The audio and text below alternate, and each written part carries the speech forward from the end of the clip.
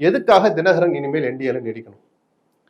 அவமானங்களை சுமந்துக்கிட்டு நிக்க வேண்டிய கட்டாயம் தினகரனுக்கு இல்லை. அவர்கிட்ட 1% இருக்கா, 1/2% இருக்கா, ஒரு டைம்ல 5 1/2 6% வாங்கினவர், போன தேர்தலே 3.5% கிட்ட வாங்கினாரு. அதெல்லாம் அப்படியே இருக்கா, வளர்ந்துருக்கா?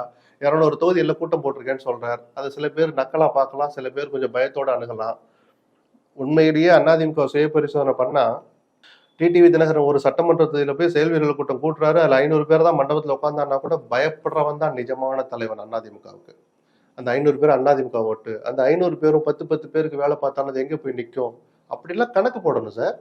ஸோ அதை நீங்க நக்கலாவும் பார்க்கலாம், எச்சரிக்கையாகவும் அணுகலாம். ஆக மொத்தம் 200 தொகுதிகளில் செயல் வீரர்கள் கூட்டத்தை முடிச்சுட்டேன்னு சொல்ற தினகரன் இனிமேலும் அவமானப்பட்டு அந்த அணியில் நீடிக்க வேண்டுமா? நான் கேட்கல, அவர் மனசாட்சியும் கேட்க ஆரம்பிச்சிடுச்சுன்னு நான் நினைக்கிறேன். அவருக்கு கீழே இருக்கிற அவருக்கு 2ஆம் கட்ட நிர்வாகிகளை எப்பயோ பேச ஆரம்பிச்சிட்டாங்க.